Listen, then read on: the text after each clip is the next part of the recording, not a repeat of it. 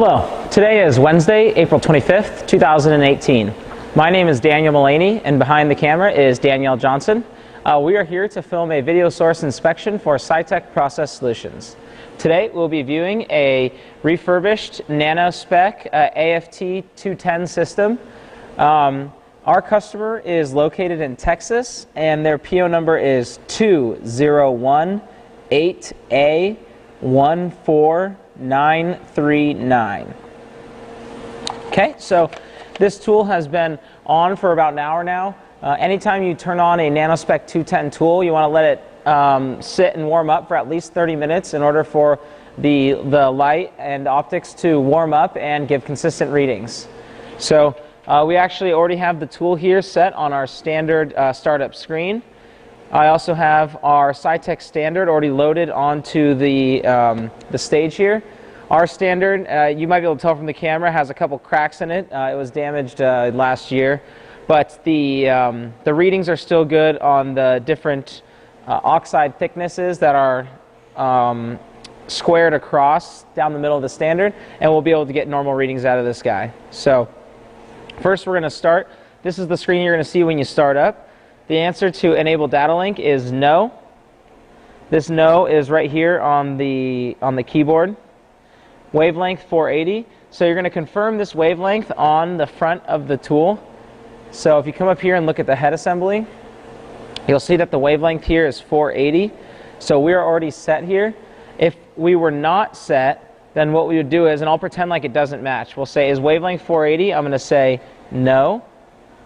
Now enter wavelength. What I would do is you enter what's currently listed on here so the tool can calibrate.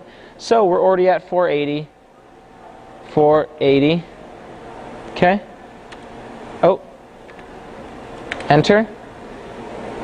Now, if it wasn't at 480 already, it would have clicked back and forth, calibrating to this number, which it currently is and still is. So is wavelength 480? Now we're going to say yes. Refractive index option, we're going to say no. And enable printer, we're going to say no as well, because we do not have a printer hooked up. Okay, so now we're going to go into getting this guy fired up.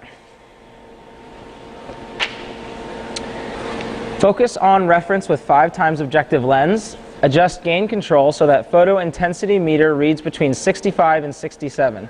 So the first thing we're going to do is we're going to rotate, as it says, to our 5 times objective, which we are now on. We're going to line up our standards so that we're at the bare location. What we'll do is you'll take a little piece of clean room paper next to it to sort of see the light that shows. The light, I don't know if Danny can see it right there. See how it shows up on the paper, but it doesn't show up on the substrate. So that's a good way to identify exactly where you're at. Okay. So now we are lined up right there. Now the next item we're going to do is we're going to focus. So we're going to move the stage up and down using the large knob on this back right side right here. Taking a look through here, I'll eventually see a octagon that is crystal clear. And I am just right now. Sometimes you want to get it just right. Okay, perfect.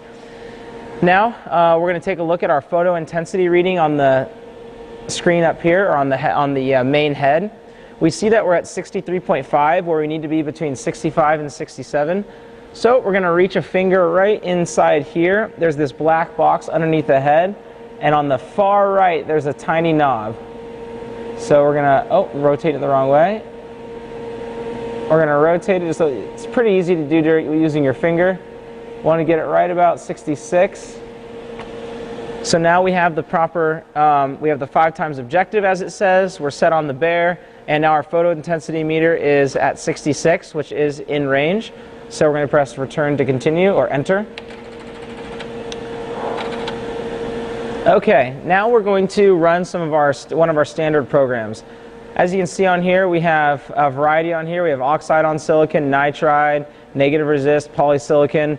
This is where you're going to choose the program that fits what you're trying to measure. We're today measuring oxide on silicon, which is one of the standard programs. So we're going to enter program 1, press enter. Now we're going to do the objective lens. So it's recommended in the manual to use a 10 times objective for these types of measurements, the range that we're looking at. So you'll see down here, we're going to press 1 for a 10 times and hit enter. So now it says, please focus on the silicon reference with a 10 times objective. So we're going to again use this back right large knob to adjust.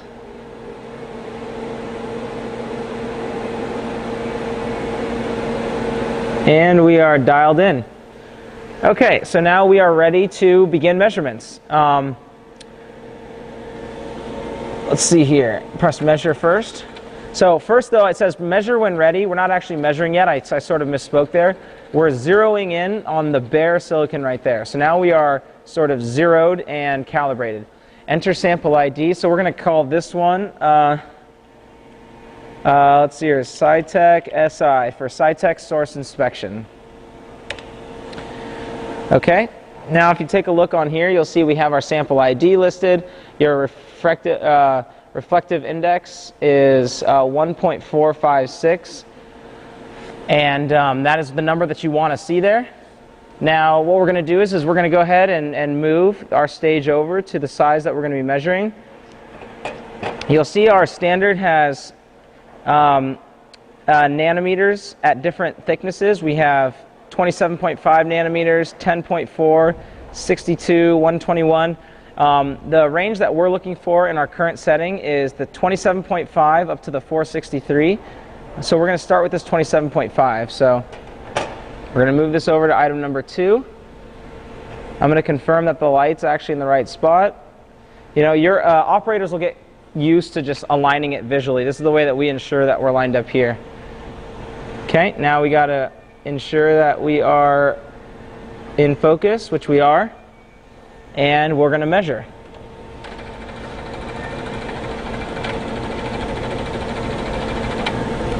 Okay, so now we're measuring in angstroms, where this is nanometers. We are at 27.5 on the standard, and we just measured 279, which is 27.9. So that's a great measurement. We're going to demonstrate repeatability by running several at each thickness. 279. And you'll notice, if you take a look at the screen too, at the end of each one it says accept measurement. If you notice that you messed up somehow, you can just say no to, and it will say remove measurement right there. So I'll just do that one. Let's not accept that one. That one's rejected. Okay? So we'll measure one more time. If you press yes, it just waits for you to measure again. So, and then we're great right there. So let's go ahead and continue on. We're now going to move to number 3, which is 62.1. So we'll rotate the stage over here. Okay. Again, check to make sure that you are in focus. And now we'll measure.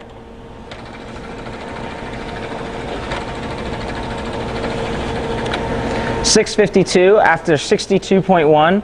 So you'll see that's a little bit more off from the first one, and that is expected. What we're going to look here is for repeatability. So the standard that we're using here is several years old. It's been sitting around. There's going to be general growth on it. There's going to be inconsistencies across it. But one thing that will work consistently is the same exact measurement point that's run over and over again. So you'll see here we just got 3 measurements that are at the same exact point, because that's how much growth we have at that exact location on top of the 621. So 621 up to 653, 652 is exactly what we'd expect actually. The first measurement that we had being so close was actually a little bit of a surprise to me. We must have hit a really nice point that didn't have much growth. Okay, now we're going to continue on to number 4. Okay, again we're going to ensure that we are dialed in on terms of the focus, and we are.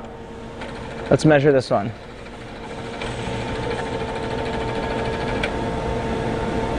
So 123, and this is 121. So again, exactly as we expected. We are sitting a little bit high because of the additional growth, and we are going to have repeatable results here. 123.4. Now we're going to measure it again. 1233. So we are getting great results out of this nanometrics tool right here. Let's move along to our last item, or our last measurement point.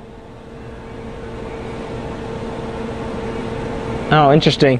The the color, the different color of the standard squares on here. Each square is a little bit different color. This one's reflecting quite differently in the optics here. So let's go ahead though and measure this next set point. 468, and this is at 463. So again, a little bit high, which is what we expect, and repeatability is on point. Measure one more time.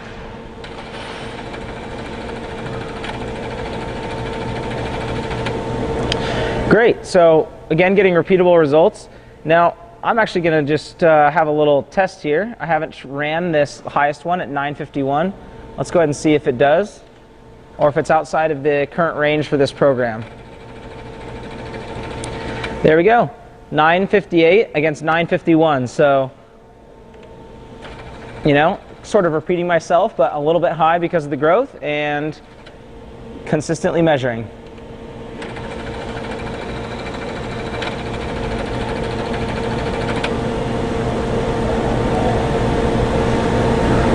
Great, so that is how this Nanometrics 210 tool works.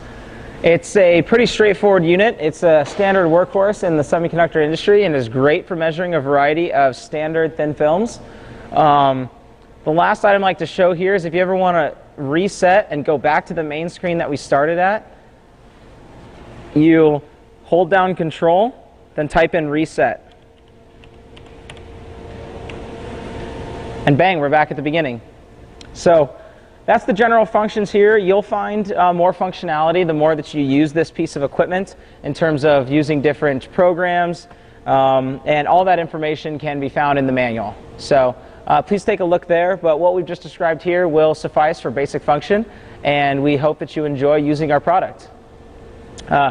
Again, my name is Daniel Mullaney, and I filmed this video source inspection with Danielle Johnson for SciTech Process Solutions. If you'd like some more information, please visit us on the web at www.scitechprocess.com or give us a call at 916-797-9000, and to reach me directly, dial extension 2201. Thank you and have a nice day.